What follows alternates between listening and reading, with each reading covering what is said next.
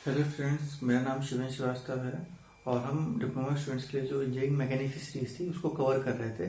तो उसके कंटिन्यूएशन में जो आज टॉपिक है हमारा unit fourth, centroid end moment of inertia के बारे में पढ़ना है। इसको मल्टीपल वीडियोस में कवर करेंगे इस टॉपिक को।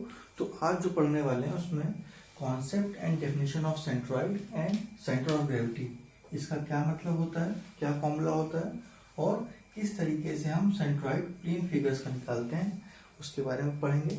और कुछ न्यूमेरिकल्स को भी सॉल्व करेंगे कि अगर कॉम्बिनेशन ऑफ फिगर्स दे रखा है या प्लेन फिगर्स दे रखा है तो उसमें सेंट्रॉइड हम किस तरीके से फाइंड करते हैं। ठीक है, तो एक करके इन टॉपिक्स को आज डिस्कस करते हैं।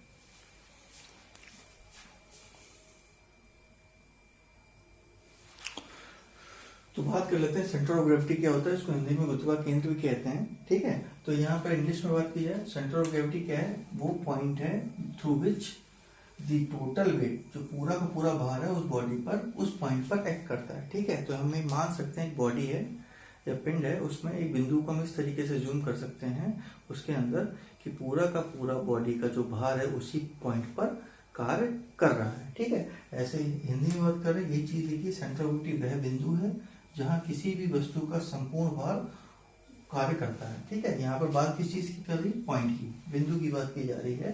तो ये पॉइंट होता है, सेंटर ऑफ ग्रेविटी का एक पॉइंट है जो कि पूरे का पूरा जो वेट है बॉडी का उसी पॉइंट पर कंसंट्रेटेड है, इसको हम ये भी बोल सकते हैं। और मोस्टली ये जो चीज है सेंटर ऑफ ग्रेविटी या कि सॉलिड बॉडी में, सॉलिड बॉडी के लिए इस्तेमाल की जाती है। सॉलिड बॉडी मतलब 3D बॉडी के लिए।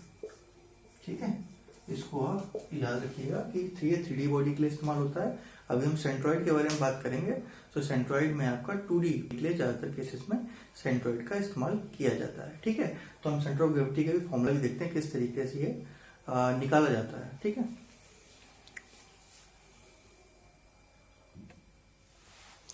ठीक है, तो जैसे कि हमने माना यहाँ पे एक्स एक्सेस है, वाई एक्सेस है, एक बॉडी है जिसका टोटल मास बॉडी का कैपिटल एम है। ठीक है, तो इस बॉडी का टोटल मास आपका एम हो गया। और यहाँ पर हम मल्टीपल सेक्शन इसके बना लेते हैं, हिस्से में तोड़ देते हैं, पहला, दूसरा, तीसरा, इस तरीके से मल्टीपल सेक्शन होंगे।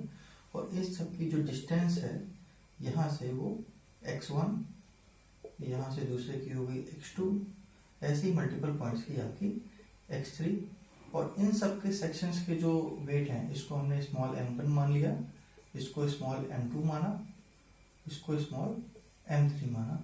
इस तरीके से अब कंटिन्यूस चीजें आगे n टाइम्स तक चलती रहेंगी। तो इसमें n टाइम्स तक हमने इसको काट रखा है। ठीक है, तो यहाँ पर क्या होगा, इसका जो फॉर्मूला बन जाएगा आपका कि अगर इस बॉडी का हम इसको हम एक बॉडी में x बार का मतलब यहाँ पे x कोऑर्डिनेट हमने इस तरीके से माना है कि पॉइंट का जो x बार है, x बार का मतलब है कि आपका सेंटर ऑफ ग्रेविटी x बार इस तरीके से निकालेंगे। यहाँ पे इस केस में x bar is equal to आपका क्या हो जाएगा, जो आपका मास है m1 mass divide by x1, ठीक है, plus m2 divide by m2 into x2 plus m3 x3 dash mn xn तक divide by total mass m।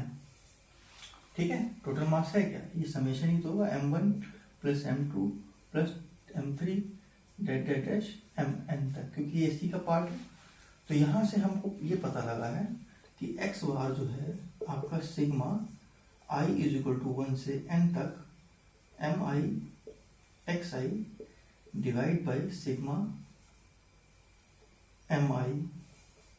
ठीक है, अगर छोटे छोटे पार्ट्स आपके यहाँ पे बन रहे हैं तो यहाँ पे हम इस फॉर्मूले को इस तरीके से मास के टर्म्स में लिखा जा सकता है। ठीक है, ऐसे हम वाई बार लिख सकते हैं, जैसे एक्स बार लिखा है ऐसे वाई बार को हो जाएगा आपका sigma m i y i is equal to 1 से n तक divide by sigma i is equal to 1 से n एम आई। ठीक है, तो इस तरीके से आपके जो कोऑर्डिनेट्स हैं एक्स बार वाई बार, तो एक्स बार ये सेंट्रॉइड, सेंटर ऑफ ग्रेविटी,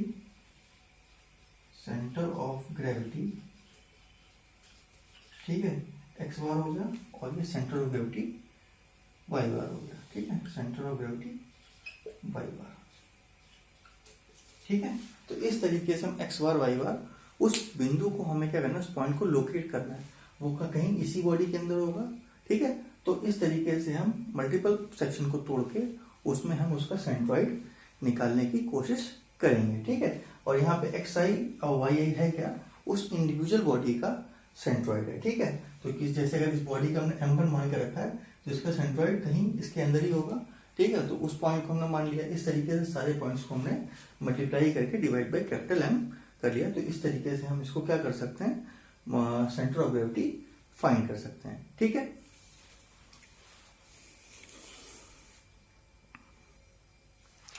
तो अगर हम बात कर ले सेंट्रॉइड क्या होता है, centroid is the geometric centre. यहाँ भी एक सेंटर की बात की जा रही है ऑफ किस फिगर की, प्लेन फिगर की। ठीक है, plane figure where the entire area is assumed to be concentrated on that point. ठीक है, यहाँ पर एरिया की बात की गई है और सेंटर ऑफ ग्रेविटी मास की बात की गई है। ठीक है, तो सेंट्रॉइड हिंदी में बात कर रहे, सेंट्रॉइड किसी समतल आकृति का ज्योमेट्री केंद्र होता है जहां पूरी आकृति का क्षेत्रफल केंद्रित माना जाता है। ठीक है, तो उस केस में हमने जो सेंटर ऑफ ग्रेविटी की बात की थी वहां 3D बॉडी की यूज की था। यहाँ पे प्लेन फिगर्स की बात की जा रही है। प्लेन फिगर्स का मतलब क्या है, 2D बॉडीज। ये चीज आपकी 2D बॉडीज के लिए जहां पर एरिया ज्यादा इंपॉर्टेंट रहता है हमारे लिए, तो उस चीजों की यहाँ पे बात की जाएगी। तो अगर सेंटर ऑफ ग्रेविटी की बात की जाएगी तो वहां पे हम मास की बात करेंगे, 3D बॉडी की बात करेंगे, यहाँ पे प्लेन बॉडी की बात करेंगे जो कि 2D बॉडी में इंपॉर्टेंट होता है। ठीक है,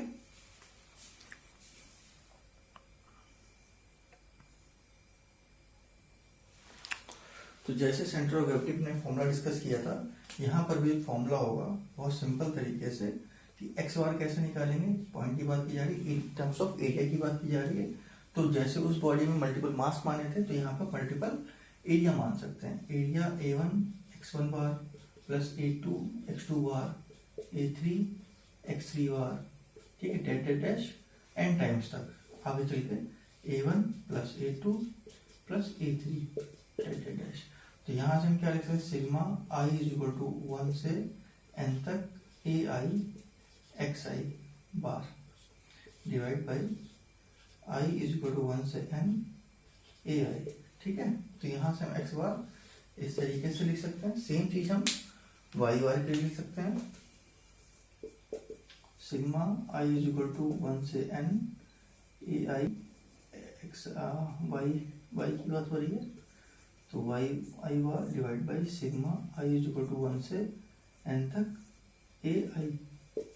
ठीक है, तो यहाँ पे सिग्मा क्या डिनोट करता है, समेशन, कि हम किस तरीके से जोड़ रहे हैं, और y की वैल्यू 1 से n तक जा रही है। A1 y1 plus A2 y2 A3 y3 इस तरीके से ऐड करते जाएंगे और नीचे में डिवाइड किया है A1 plus A2 A3 total area of the body. ठीक है, तो इस तरीके से हम इस फॉर्मूला, जो चीज हमने सेंटर ऑफ ग्रेविटी की बात की थी वहां पर मास की बात कर रहे थे और यहाँ पर एरिया की बात कर रहे हैं। ठीक है,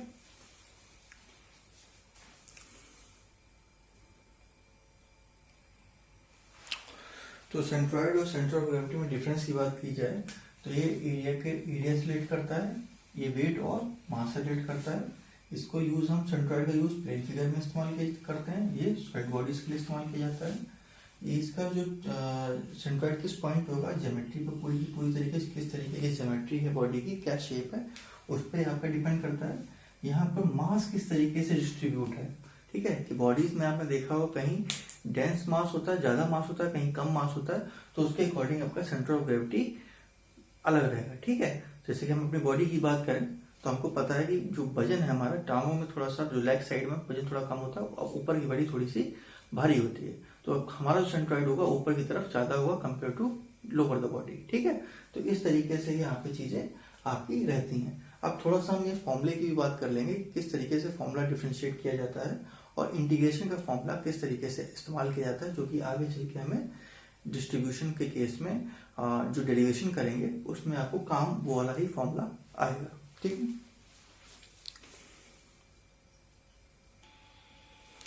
तो ये जो फोर्थ पॉइंट में जो फॉर्मूला लिखा है ये पहले से पढ़ चुके हैं कि हम इसमें एरिया का इस्तेमाल करते हैं, सब मास का इस्तेमाल करते हैं। ठीक है, तो एरिया को बस मास से हमने रिप्लेस किया है। तो जैसे इंटीग्रेशन क्या होता है, इंटीग्रेशन की बहुत छोटे छोटे एलिमेंट्स को क्या करता है, ऐड करके उन चीजों को बाद में कंबाइन करके लिखता है, ठीक है। तो सेम चीज हम इंटीग्रेशन फॉर्मूला में क्या करेंगे, अगर एक्स बार का लिखना होगा तो एक्स बार किस तरीके से हम निकालेंगे, इंटीग्रेशन, ठीक है। यहाँ पे जो चीज है एक्स नहीं चेंज हो रही, एक्स डी ए, ठीक है, डी ए स्मॉल ए है, इंटीग्रेशन डी ए, ठीक है। इस तरीके से ये फॉर्मूला इस्तेमाल किया जाएगा। यहाँ पर अगर बात की जाए इंटीग्रेशन फॉर्मूला इस केस में एक्स बार, यहाँ पर x D M divide by D M, same चीज वाई बार के साथ होगा, Y bar Y D M integration D M, ठीक है। इसका मतलब स्मॉल एलिमेंट का जो मास है उसकी डिस्टेंस वहां से कितनी है उसके टर्म में हमें इंटीग्रेशन का फॉर्मूला लिख देना है। यहाँ पर अगर वाई बार की बात की जाए इस केस में तो वाई बार का फॉर्मूला जो हो जाएगा वो y d a divide by integration d a, ठीक है। तो इस तरीके से हम आने वाले टॉपिक्स में इंटीग्रेशन अगर आपको आता है सिंपल तरीके से सीखेंगे कि इंटीग्रेशन की मदद से किस तरीके से स्टैंडर्ड फिगर्स का हम जो कैलकुलेशन है कि रेक्टेंगल होगा ट्रायंगल होगा ये फॉर्मूले आपको याद करने पड़ेंगे और किस तरीके से आता है वो जो चीज जो फॉर्मूला हम बताएंगे वो भी हम यहाँ पर ड्राइव करके देखेंगे with the help of integration formula, ठीक है।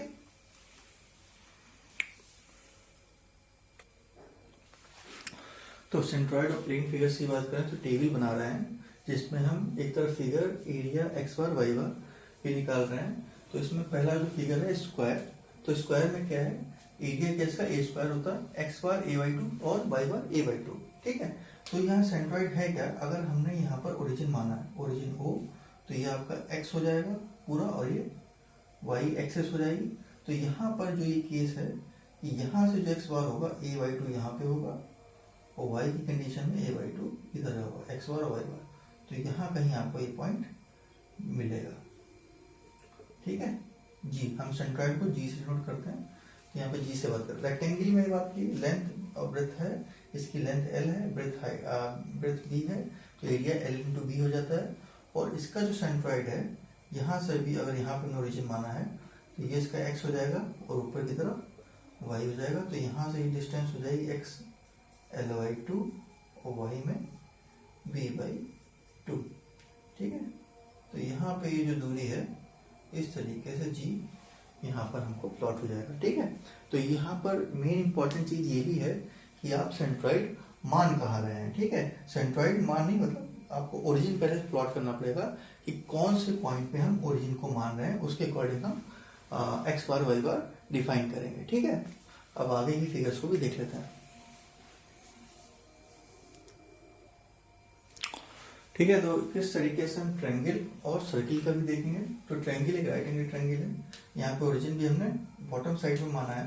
तो यहाँ पर जो ये डिस्टेंस एक्स बार एरिया 1/2 BH होता है, ये b/3 यहाँ से होगा और डिस्टेंस यहाँ से h/3, मतलब बेस से आपको 1/3 पॉइंट को प्लॉट करना है। इसका सेंट्रॉइड भी आपका कहीं यहाँ पर आएगा, ठीक है।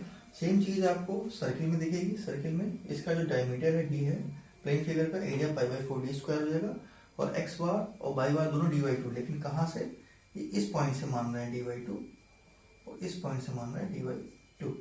तो इसका सेंट्रॉइड बीच में आएगा क्योंकि हमें पता भी है सर्किल का सेंट्रॉइड होता है बीचों बीच में आता है। तो मैं ओरिजिन यहाँ पे माना है तो ये एक्स हो जाएगा और ऊपर की तरफ ये वाई हो जाएगा। सेम चीज यहाँ पर भी ये एक्स है और ये वाई, ठीक है।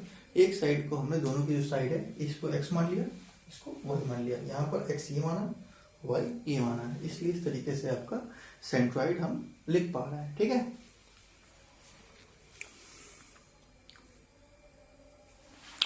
ठीक है, तो किस तरीके से हम सेमी सर्किल और क्वार्टर सर्किल का देखेंगे। जैसे अगर इस सेमी सर्किल का रेडियस आर है, ओरिजिन ने यहाँ पे मान रखा है, तो इसका एरिया π/2 r² हो जाएगा क्योंकि πr² कंप्लीट सर्किल का होता है, तो आधे सर्किल का π/2 r² हो जाएगा।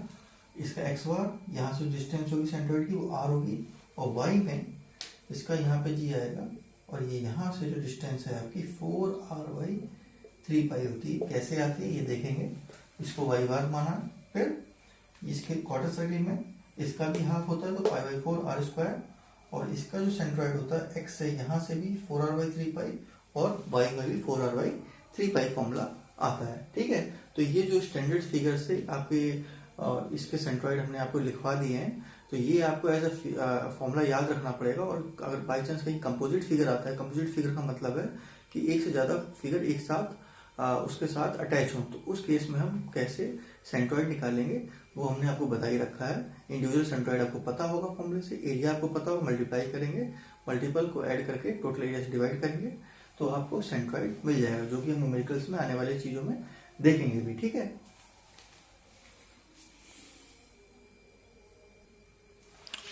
ठीक है। तो हम किस तरीके से रेक्टेंगल का सेंट्रॉइड फाइंड करेंगे, जो हम फॉर्मूला बता रखा है कि L/2 या B/2 आता है, किस तरीके से आता है उसको समझते हैं। ठीक है, तो यहाँ पर सबसे पहले इंपॉर्टेंट हम ये समझ लें कि एक्सेस ऑफ सिमेट्री होता है क्या। सिमेट्री क्या होता है? सिमेट्री का मतलब कि अगर किसी भी एक्सेस के अकॉर्डिंग हमने बॉडी को किसी को काटा है तो उसका जो हाफ पोर्शन है वो राइट पोर्शन से मैच करना चाहिए। तो यहाँ पे जैसे आप इस चीज को काट के देखोगे तो इसका लेफ्ट पार्ट और राइट पार्ट इसका क्या है, आपस में मिरर इमेज है। ठीक है, तो इस ये एक्सेस ऑफ सिमेट्री, तो जिस एक्सेस पे भी बॉडी की सिमेट्री हो उसी एक्सेस पे हमें आपको क्या मान लेना है, ओरिजिन मान लेना है। ठीक है, तो वो आपकी इस तरीके से वाई एक्सेस हो गई, इसको हमने वाई माना और ये आपका ओरिजिन हो गया और ये आपका एक्स हो गया। ठीक है, तो अब इस चीज को हम किस तरीके से डील करेंगे इसको आप समझिएगा। तो यहाँ पर हम एक सेक्शन ले लेंगे, जैसे हमने मान लिया ये हमने एक सेक्शन काट लिया है इस, तो अगर ये लेंथ L है तो ये भी क्या हो जाएगा, L हो जाएगा। ठीक है, ये जो दूरी है यहाँ से ये आपकी y है और ये थिकनेस है ये पूरी, इसको हमने dy का नाम दे दिया है। ठीक है, तो अगर इस स्ट्रिप का हमको इंटीग्रेशन की फॉर्म में हमारा x अब यहाँ पे निकाल क्या रहे हैं, y निकाल रहा है। ठीक है, तो y का यहाँ से जो दूरी हमको निकल रही है वो y की निकल रही है, तो y का जो फॉर्मूला था y integration y dA divide by integration dA। ठीक है, तो यहाँ पे y आपके पास है, dA नहीं है, dA इस एलिमेंट का हमको एरिया चाहिए, तो इस एलिमेंट का एरिया क्या हो जाएगा, dA लेंथ L है और dy इसकी थिकनेस है, तो L इंटू dy। ठीक है, इसको आप इस तरीके से लिख सकते हैं। ये चीज हमें इन फॉर्मूले में पुट कर देनी है, तो y is equal to y l d y divide by d l d y. ठीक है, अब यहाँ पर आप देखो मिनिमम वैल्यू y की 0 है और बड़ी b है, सबसे मैक्सिमम b है, तो यहाँ लिमिट लगा सकते हैं 0 टू b, यहाँ पर भी लिमिट 0 टू b। ठीक है, तो यहाँ से हम क्या लिख पाएंगे, L कॉमन ले लेंगे बाहर, यहाँ तो कोई मतलब है नहीं, इसका कांस्टेंट है, और integration 0 to b y dy, यहाँ भी L बाहर ले लेंगे 0 टू b dy, L से L कैंसिल आउट हो गया। इंटीग्रेट करने के बाद आपको मिलेगा यहाँ से जो y बार का फॉर्मूला था, y bar y square by 2 0 to b y 0 to b। ठीक है, यहाँ पे हमको पता है y dy का जो इंटीग्रेशन होता है, integration of y dy simple आपको y स्क्वायर बाई 2 मिलेगा। ठीक है, ये आपने इंटीग्रेशन का फॉर्मूला पढ़ रखा होगा कि अगर इंटीग्रेशन ऑफ x की पावर n dx होता है तो यहाँ से x की power n+1 divide by n+1 ये निकल के आता है, वही चीज हमने यहाँ पे लगाई है। ठीक है, तो यहाँ पे जब वैल्यू पुट करेंगे आप, एक बार d रखेंगे और दूसरी बार 0 रखेंगे, तो यहाँ से आपको जो y बार निकल के आएगा v square by 2 minus 0 divide by b by 2 minus 0।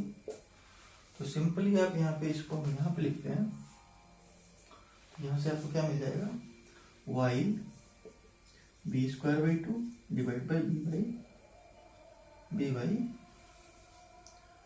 Sorry ये b नहीं, b आएगा, सॉरी कि b रख रहे हैं यहाँ पर, तो b आएगा, तो b से b कैंसिल आउट होगा एक, तो यहाँ पे y बार की जो वैल्यू है b बाई 2 आएगी। यही चीज हमने पढ़ रखी थी कि y बार की वैल्यू y में जो आपकी सेंट्रॉइड है आपका b बाई 2 आता है। ठीक है, तो सेम चीज आप L के साथ कर सकते हैं, आपकी बात अगर L बाई 2 निकालना है तो सेक्शन आप इस तरीके से लेंगे और आप यही फॉर्मूला को इस्तेमाल करके सेम चीज आपको x में भी निकल आएगी। ठीक है, तो सिंपल था ये, रेक्टेंगल को किस तरीके से सेंट्रॉइड हम निकालते हैं।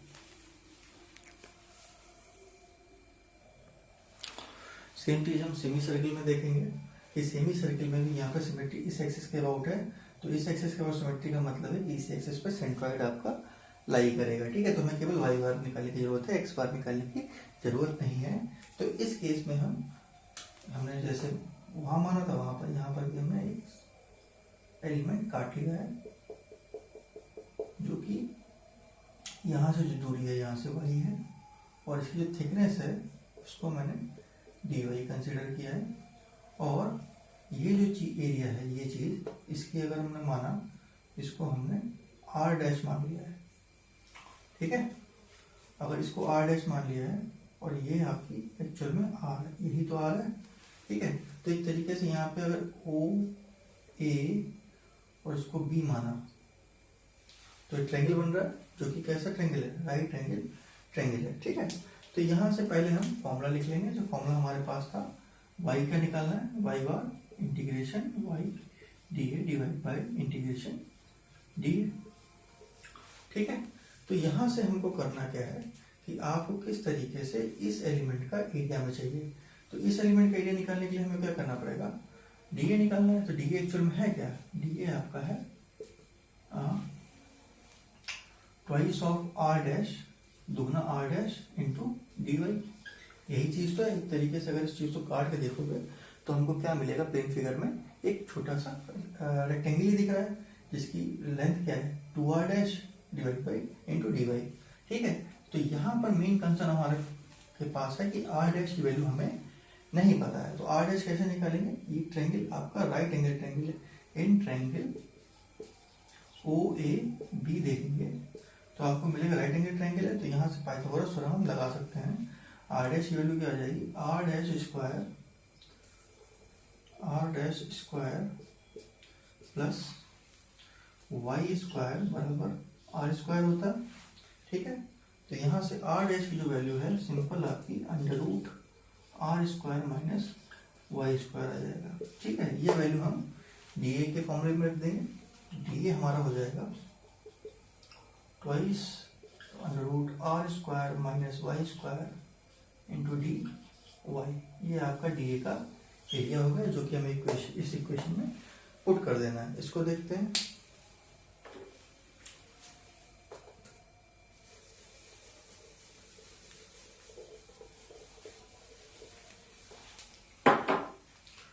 तो इसको जैसे ही y बार में अपने वैल्यू पुट करेंगे, इंटीग्रेशन y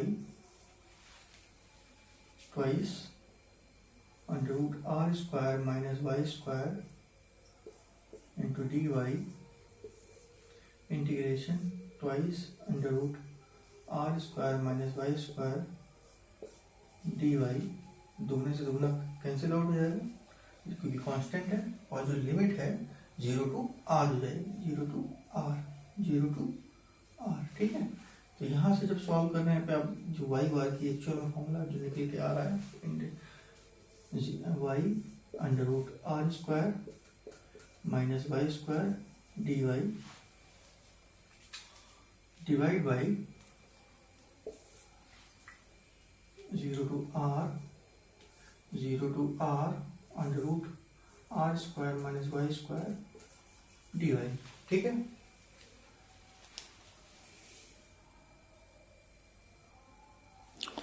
तो इसको जब सॉल्व करने जाएंगे तो यहाँ पर एक चीज आप अच्छा कैलकुलेशन हम ये कर सकते हैं कि y bar is equal to 0 to r y under root r square minus y square dy। ठीक है, और ये नीचे जो चीज लिखी है वो एरिया ही तो है। ठीक है, टोटल एरिया इसका, तो टोटल एरिया क्या होता है पाई बाई 4 वो पाई बाई 2 r की पावर स्क्वायर। ठीक है, ये हमको पता है इसका एरिया होता है। तो ये चीज हम यहाँ पर पहले से ही लिख सकते हैं, या इसको और अच्छे से लिखा जाए तो पाई बाई 4 r स्क्वायर लिख सकते हैं।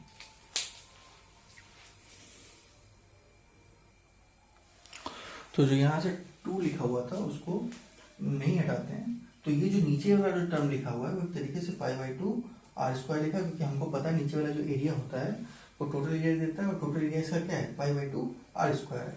तो अब हमारे पास ये इंटीग्रेशन बचा है, इसको कैसे सॉल्व करेंगे उसको देखते हैं। तो ऊपर वाला अगर इंटीग्रेशन हमारा सॉल्व हो जाए तो हमारी प्रॉब्लम सॉल्व हो जाएगी। ठीक है, तो इसको सॉल्व करने के लिए हम क्या करते हैं, इसको सॉल्व करने के लिए आप उसको अलग से लिख लें कि यहाँ पे हम लिख let r square minus y square को हमने z ले लिया। ठीक है, तो इसको लेने के बाद हमने D Z divide by D Z को हम निकालेंगे, आर आपका कांस्टेंट है वो तो चेंज होना नहीं, तो माइनस 2y dy निकल के आएगा। ठीक है, ये चीज़ हम इसमें पुट कर देंगे, पहली वाली इक्वेशन केवल इसको सॉल्व करना है। तो यहाँ पर जो इंटीग्रेशन आ जाएगा, अगर y की वैल्यू 0 थी तो आर स्क्वायर, z की वैल्यू आर स्क्वायर हो जाएगी। ठीक है, और अगर y की वैल्यू आर है तो यहाँ पे z की वैल्यू 0 हो जाएगी। ठीक है, यहाँ पे आप देख पाओगे, एक बार आपको लोअर लिमिट अपर लिमिट आपको वो अपर लिमिट 0 मिलेगी, लोअर लिमिट आर स्क्वायर मिलेगी। क्यों, यहाँ पे पर y की वैल्यू 0 रख रहे हैं और एक बार y की वैल्यू r रख रहे हैं। ठीक है, तो यहाँ पर जो चीज़ है 2y dy minus D Z हो जाएगा, और ये चीज़ under root Z D Z minus बन जाएगा। ठीक है, ये इस पूरे इंटीग्रेशन को हम इस तरीके से यहाँ पर लिख रहे हैं। इसको जब सॉल्व करोगे आप तो आपको क्या मिलेगा, हमको ये पता है z 1/2 plus 1/2 plus 1 minus r square to 0। इसको और सॉल्व करेंगे तो क्या मिल जाएगा आपको। ठीक, तो यहाँ पे जब सॉल्व करने जाएंगे तो यहाँ पर आर स्क्वायर की पावर 3/2 0 माइनस पहले से हम अंदर है, और यहाँ पर आर स्क्वायर की पावर 3/2 डिवाइड बाई 3/2। ठीक है, इतना सा होगा, सिंपल। इसको और सॉल्व करोगे तो यहाँ से आपको मिलेगा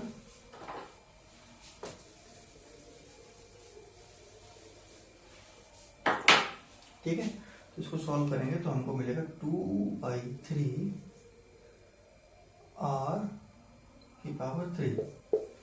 ठीक है, तो जो ऊपर वाली जो चीज लिखी थी वो यहाँ पर ये इंटीग्रेशन निकल के आपका आ गया। ठीक है, तो यहाँ पर जो y dy जो लिखा हुआ था इसको थोड़ा सा और देखते हैं।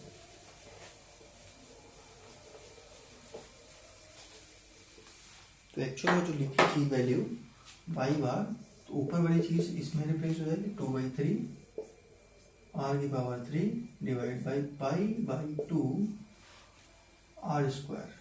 ठीक है, इसको सॉल्व करेंगे तो यहाँ से आर स्क्वायर एक तो और चली जाएगी, तो y बार 4r/3 पाई बन जाएगा। ठीक है, तो इस तरीके से हम इसको सॉल्व कर सकते हैं। तो यहाँ पे चीज़ें थोड़ी सी ट्रिकी हो गई हैं कि आपको जो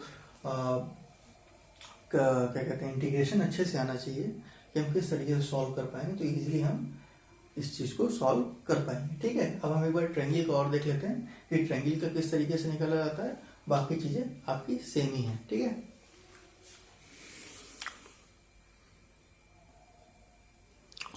तो यहाँ पर किस तरीके से हम इसको सॉल्व करेंगे। ट्रायंगल है, तो ट्रायंगल में भी एक सिमेट्री होती है इस एक्सिस के अबाउट। ठीक है, तो यहाँ पर हम इसको x मान लिया, इसको ओरिजिन मान लिया, और यहाँ पर भी एक हमने सेक्शन को ले लिया है, इसकी यहाँ से जो हाइट है वो यहाँ से y है ओरिजिन से, इसकी जो थिकनेस है वो dy है, और इसकी जो ब्रेथ है यहाँ पे जैसे l लिखा रखा है यहाँ पे b लिख लेते हैं, ब्रेथ b है, हाइट h है, तो ये आपका b डैश हो गया। ठीक है, इसको हम b डैश मान सकते हैं क्योंकि नीचे से ले रहे हैं तो इसकी हाइट थोड़ी सी यहाँ से कम होगी। ठीक है, और इस ट्रायंगल का नाम ए बी सी बोल देते हैं, और इसको डी और ई पॉइंट बोल देते हैं। ठीक है, तो यहाँ से हम क्या करेंगे, सिंपल सा फॉर्मूला कि यहाँ पे आपको वाई बार निकालना है, तो वाई बार आपको y d a divide by integration d a. ठीक है, तो यहाँ पे डी ए किस तरीके से आएगा, डी ए आपका आएगा इसकी जो ब्रेथ है उसको बी डैश माना और हाइट इसकी डी वाई। सेम चीज ये भी आपका रेक्टेंगल दिखेगा आपको, और यहाँ पर भी हमें बी डैश की वैल्यू नहीं पता है। तो बी डैश की वैल्यू नहीं पता है तो हम क्या करेंगे इस केस में, तो यहाँ पे similar triangle by using similar triangle तो यहाँ पे सिमिलर ट्रायंगल कौन कौन से हैं? आपके जो सिमिलर ट्रायंगल हैं ADE is similar to ABC। ठीक है, तो दो ट्रायंगल सिमिलर होते हैं तो उनका जो हाइट्स का या जो भी डायमेंशन का जो रेशियो होता है दूसरे के साथ बराबर होता है। तो इस केस में जैसे ही हमने यहाँ पे इस AD की हाइट देखेंगे, इसकी जो हाइट है ये y था, ये पूरा h है, तो ये कितना होगा h माइनस वाई। ठीक है, तो यहाँ पर आपको जो चीज इस्तेमाल करनी है कि h माइनस वाई इसकी हाइट और बड़े वाले की height h is equal to छोटे वाले की breadth b dash divide by b। ठीक है, तो यहाँ से हम निकाल पाए हैं जो b डैश की वैल्यू है वो आपको आ रही है b 1 minus y by h। ठीक है, एक बार से अलग अलग कर लिया, तो यहाँ पर हम इस तरीके से b डैश को लिख पाए हैं। तो dA जो आपका बन जाएगा वो आपका बन जाएगा b 1 minus y by h dy। ठीक है, इसको हम ओरिजिनल फॉर्मूले में पुट कर देंगे। तो किस तरीके से इस चीज को लिखेंगे?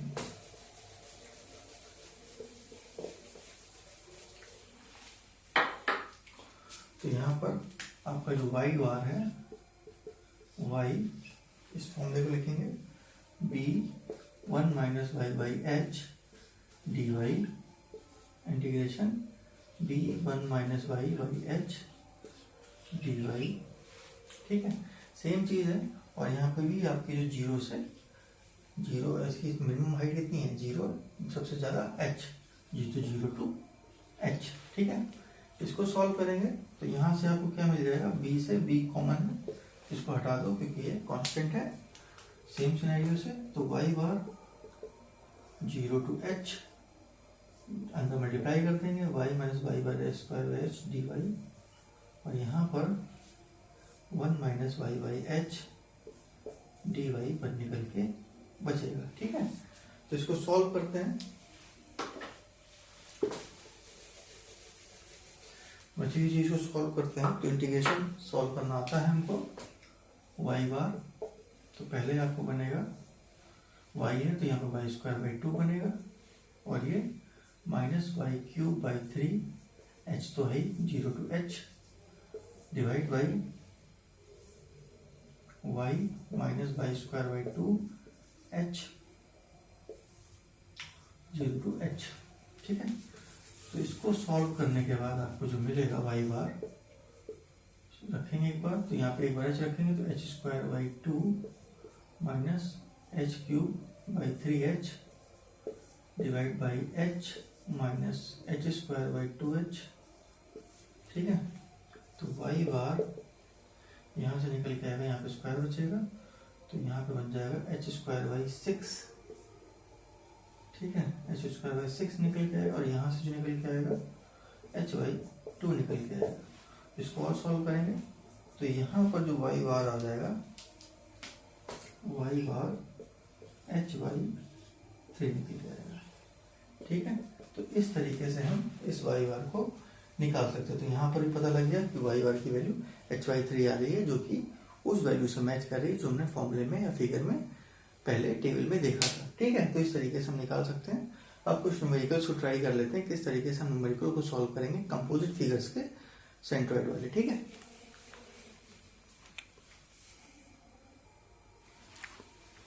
ठीक है, तो इस क्वेश्चन में क्या है कि सारी डायमेंशंस आपको mm में दे रखी हैं और इसका हमें सेंट्रॉइड निकालना है। ठीक है, सेक्शन आपको L दिख रहा है।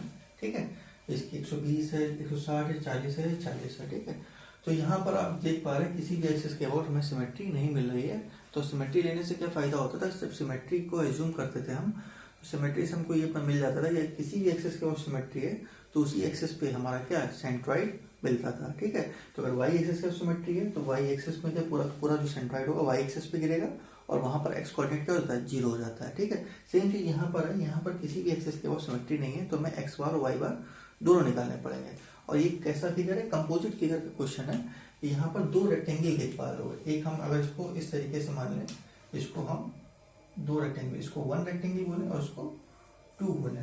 ठीक है, तो यहाँ पर अगर इसको नाम, इस पूरे रेक्टेंगल को यहाँ से लेकर यहाँ तक एक रेक्टेंगल, यहाँ से यहाँ लेकर दो दूसरा रेक्टेंगल, और यहाँ पर जो ओरिजिन होगा हमें पता है सबसे पहले हमें एज्यूम करना है कि ओरिजिन कहाँ मानोगे, यहाँ पे हम ओरिजिन मानेंगे।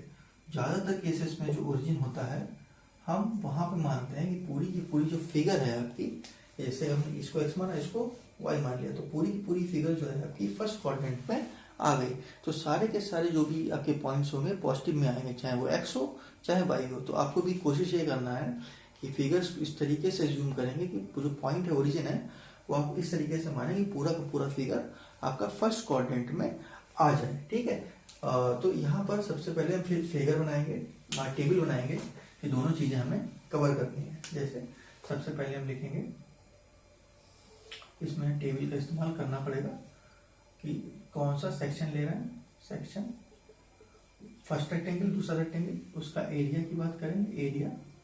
ठीक है, फिर एक्स बार और वाई बार, फिर मल्टीप्लिकेशन। ठीक है, मल्टीप्लिकेशन कैसे, ए एक्स बार फिर ए वाई बार।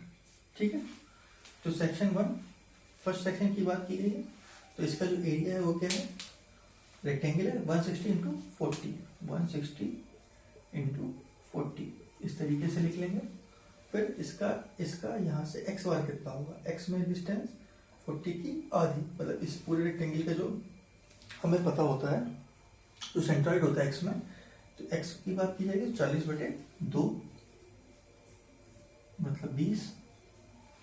वाई बार की बात की जाएगी तो 160 का हाफ जो कि 80 हो गया। इसको मल्टीप्लाई करके लिख लेंगे, इसको लिखने में कोई दिक्कत नहीं, आप सीधे 160 इंटू 40 इंटू 20 कर लेंगे। और यहाँ पे ए वाई बार 160 इंटू 40 इंटू 80। ठीक है, दूसरा सेक्शन आपका, दूसरा पार्ट क्या है, ये वाला है। ठीक है, इसका एरिया कितना हो जाएगा, 40 है, लेकिन ये डिस्टेंस हमको यहाँ से लेनी है, तो यहाँ से 120 है और 40 माइनस करेंगे तो यहाँ पर 120 माइनस 40 करेंगे जो कि आएगा 80। ठीक है, तो यहाँ पे 80 इंटू 40 हो जाएगा। ठीक, और एक्स बार क्या होगा, एक्स बार क्या है, यहाँ से ओरिजिन से दूरी लेनी है, तो यहाँ पर ये जो चीज बची इतनी 40 mm, इसमें एज इट इज आपको ऐड करना पड़ेगा, क्योंकि यहाँ से जो डिस्टेंस है यहाँ से 80/2 आएगा और वो 40 डिस्टेंस हमें डायरेक्टली ऐड करनी पड़ेगी। 40 प्लस 80/2 ये आपका एक्स बार हो गया, तो जो कि आया क्या, 40 प्लस 40 80। ठीक है, और वाई बार सेम रहेगा क्योंकि वो तो दूरी यहीं से लेनी है, तो 40 की आधी, 40 की हाफ मतलब 20। यहाँ से भी मल्टीप्लाई करेंगे, 80 इंटू 40 इंटू 80, और यहाँ से 80 इंटू 40 इंटू 20। ठीक है,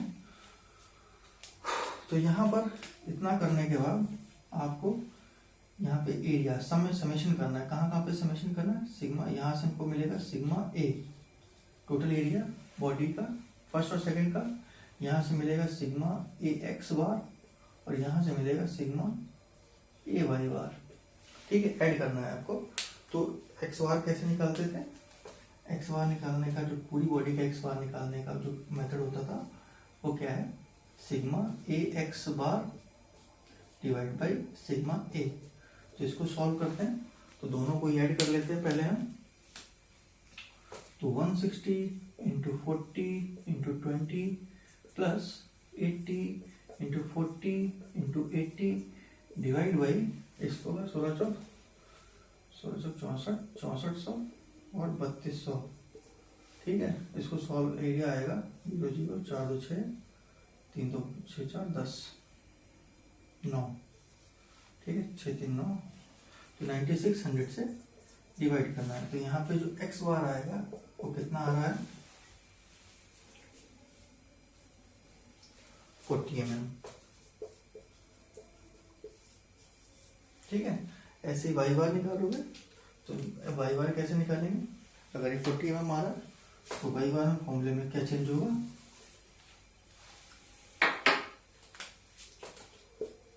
वही सिग्मा ए वाई बार।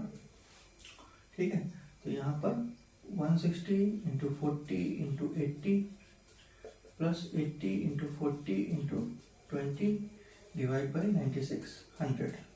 इसको सॉल्व करेंगे तो वाई बार कितना आ रहा है, इसको सॉल्व करने के बाद जो वाई बार की वैल्यू आ रही है वो आ रही है 60 mm। ठीक है, तो इस तरीके से हम इन चीज़ों को सॉल्व कर सकते हैं। ऐसे 2-3 पार्ट्स और हो सकते हैं कि अगर मान लीजिए हमारे पास एक सिमेट्रिकल बॉडी है तो सिमेट्रिकल बॉडी को किस तरीके से सॉल्व करते हैं उसको भी देख लेते हैं।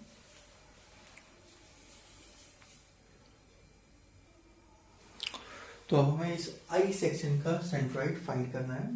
तो अब यहाँ पे फिर से वही काम करेंगे। स्टार्टिंग में सबसे पहले सिमेट्री देखेंगे। यहाँ पे सिमेट्री किस एक्सिस का, वाई एक्सिस का वो सिमेट्री है, तो इसी एक्सिस पे हम अपना सेंट्रॉइड विद ओरिजिन मान लेंगे। तो उसी पे हमें क्या होगा, सेंट्रॉइड मिल जाएगा। तो ये एक्स हो गया और ये वाई हो गया, ये इसका ओरिजिन हो गया। ठीक है, तो अब यहाँ पर हमको जिस एक्सिस का सिमेट्री मिली है उसी एक्सिस पे सेंट्रॉइड आएगा, ये हमें पता है। तो अब क्या करना है, तो हमें केवल और केवल वाई बार कैलकुलेट करना है, एक्स की जरूरत नहीं है। ठीक है, क्यों नहीं है, क्योंकि वाई अब हमको ये पता लग गया है कि सेंट्रॉइड वाई पे ही लाई करेगा। तो वाई पर एक्स कोऑर्डिनेट क्या होता है, 0 होता है। ठीक है, तो इस केस में हम क्या करेंगे, सेक्शन, वही टेबल बनाने की कोशिश, सेक्शन एरिया, और तीसरा केस वाई बार, केवल वाई बार निकालना है तो वाई बार ही का केस आएगा यहाँ पर, और ए वाई बार हमको मल्टीप्लाई कर देना है। ठीक है, तो सबसे पहले पहला एलिमेंट, पहला एरिया, तो यहाँ पर हमें सेक्शन मानने पड़ेंगे। तो सबसे पहले हम जो मान लेते हैं,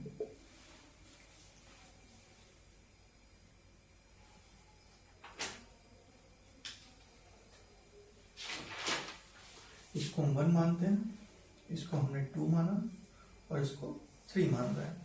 ठीक है, तो ऊपर से स्टार्ट करते हैं। पहला एलिमेंट, तो ये पूरा एक रेक्टेंगल है, एरिया कितना है 100 इंटू 20, तो ये हो गया 2000। ठीक है, और इसका जो वाई बार होगा, वाई बार कितना होगा, अब ये वाई बार यहाँ पे आराम से आपको कैलकुलेट करना पड़ेगा। वाई बार इसका 20 का आधा 10, ये यहाँ से 10 है। ठीक है, लेकिन हमें निकालना कहाँ से, यहाँ से निकालना है। 20 प्लस 250 प्लस 20 का हाफ, एक्चुअल में ये वाई बार आपका होगा।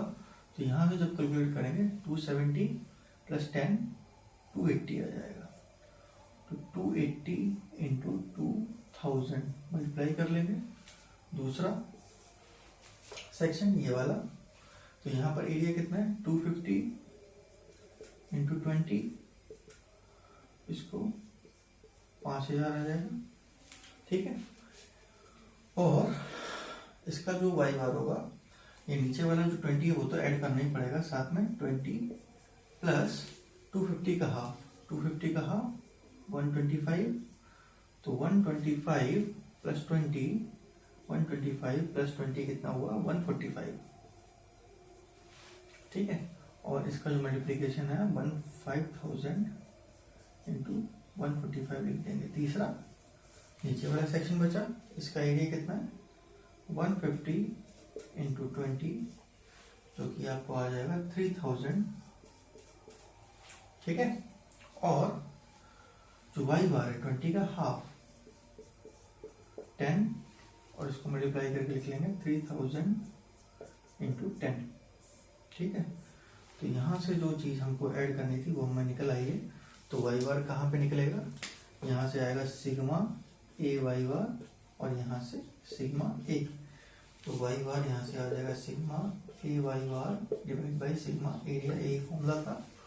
तो इसको मल्टीप्लाई करके यहाँ पे 280 इंटू 2000 प्लस 5000 इंटू 145 प्लस 30,000 हो जाएगा, डिवाइड बाई 7 3 10 10,000 ये बन जाएगा। तो यहाँ से जो वाई बार की जो वैल्यू आएगी वो आ रही है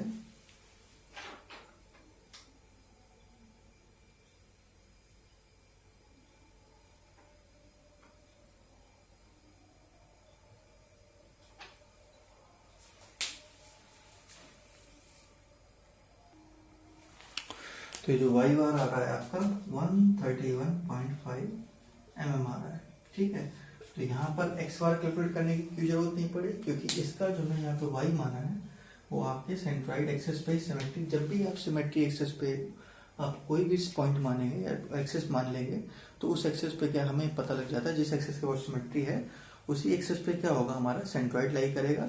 तो हमें एक कैलकुलेशन कम करनी पड़ती है। तो यहाँ पर जिस तरीके से ओरिजिन आप मानोगे वो बहुत इंपॉर्टेंट डिसाइडिंग फैक्टर होगा कि आपको कैलकुलेशन कम करनी है ज़्यादा करनी है। ठीक है, तो इस तरीके से हम वाई बार निकाल सकते हैं। तो आज की क्लास में जो हमने पढ़ा है कि हम सेंट्रॉइड और सेंटर ऑफ ग्रेविटी का क्या मतलब है, सेंट्रॉइड को प्लेन फिगर्स के कुछ हमने टेबल्स में इंपॉर्टेंट फॉर्मूले देखे थे जो कि हमने इस्तेमाल कर रहे हैं सेक्शन में, जहाँ पर कंपोजिट सेक्शन होते हैं उसको किस तरीके से कंबाइन करके हम सॉल्व करते हैं, और सेंट्रॉइड और सेंटर ऑफ ग्रेविटी में फ़र्क भी समझा है, और कुछ न्यूमेरिकल्स करके इसको आगे कंटिन्यू करेंगे नेक्स्ट क्लास में सेंटर ऑफ ग्रेविटी के साथ, कि उसमें जो सॉलिड फिगर्स है उसको किस तरीके से हम डील करते हैं। ठीक है, आज की क्लास में इतना ही। Thank you.